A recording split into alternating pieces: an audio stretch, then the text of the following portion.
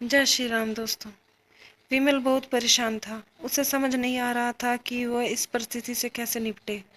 वो अपनी माँ को बहुत चाहता था, किंतु उसकी पत्नी और बच्चे उसकी माँ से बहुत दूर भागते थे, क्योंकि उसकी माँ की एक आंख नहीं थी, साथ ही उसकी कमर भी 90 अंश पर झुकी थी।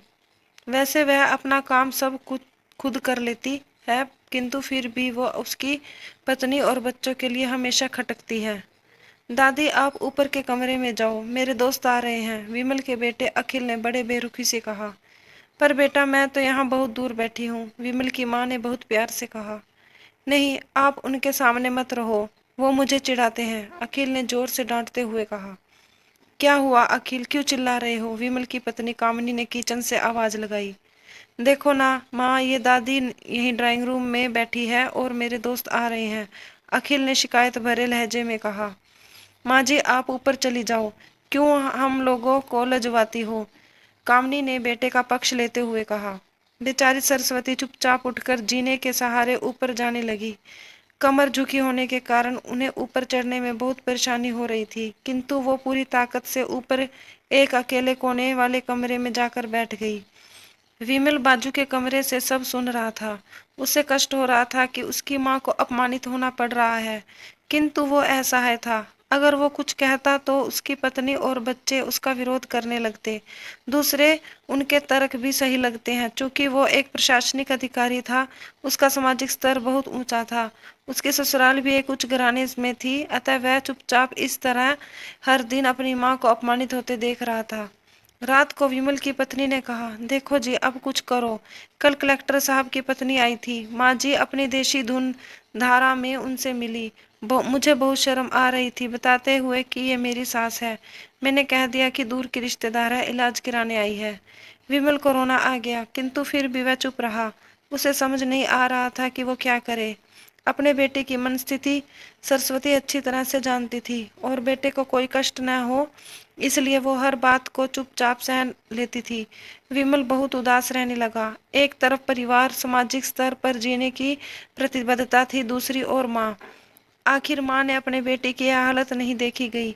एक दिन उसने अपने बेटे से कहा, विमल, बहुत दिन हो गए हैं, मैं अपने गांव जाना चाहती हूँ, मुझे वहां पहुंचा दो, मेरा यहाँ मन नहीं लग रहा। किंतु माँ, वहां तो कोई नहीं है, तुम्हारी देखभाल करेगा, विमल ने आश्चर्य से कहा। अरे सब गांव वाले तो हैं, और वो तुम्हारे मामा जी तो उसी गांव में रहते हैं, फिर हम सारी व्यवस्थाएं कराएंगे ना। कामनी को तो जैसे मन की मुराद मिल गई हो। हाँ बेटा, बहू सही कह रही है, सरस्वती ने लंबी सांस लेते हुए कहा। विमल जानता था कि गांव में माँ की देखभाल करने वाला कोई नहीं है, लेकिन अपनी पत्नी की जिद के कारण वह अपनी माँ को गांव छोड़ने पर विवश हो गया। माँ को गांव छोड़कर आते वक्त उसे रोना आ रहा था, तथा अपनी बेबसी पर भी गुस्सा आ रहा था, किंतु परिवार, पत्नी और समाज ने उसके इन मनोभावों को दबा दिया और सुकून सा महसूस करने लगा। कुछ दिन के बाद उसके चाचा, जो अमेरिका में रहते थे, आने वाले थे। जब विमल बहुत छोटा था, उसके पिताजी जीवित थे, तब वो भारत आए थे, और उसके बाद अब वो भारत आने वाले थे। पूरा परिवार और आस पड़ोस बहुत उत्साहित था। अमेरिका से विमल के डॉक्टर चाचा आ रहे थे। डॉक्टर रमेश ने जैसे ही घर में कदम रखा, सबने मिलकर बहुत उत्साह से उनका स्वागत किया। क्यों विमल भाभी नहीं दिख रही, कहाँ है? डॉक्टर रमेश ने उत्साहपूर्वक पूछा।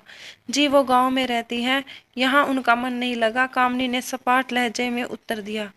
डॉक्टर रमेश ने विमल की ओर देखा तो विमल ने अपनी आंखें झुका ली। डॉक्टर रमेश समझ गए। वो बोले, कल हम भाभी से मिलने गांव चलेंगे सब लोग। दूसरे दिन सभी लोग गांव के घर में पहुंचे।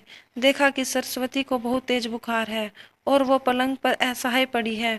डॉक्टर रमेश दौड़कर सरस्वती के पास गए, उनके पैर छूकर रोने लगे। सरस्वती की यह हालत उनकी कल्पना से परे थी। वाह बेटा विमल, तूने तो नाम उजागर कर दिया। अपनी माँ की यह हालत देखकर तुझे तो शर्म ही भी नहीं आ रही है होगी, डॉक्टर रमेश ने विमल को लगभग डांटते हुए कहा। नहीं देवर जी, विमल का कोई दोष नहीं है, मैं खुद गांव आई थी, सरस्वती ने अपने बेटे का बचाव किया। मुझे सब पता चल गया भाभी, आप चुप रहो।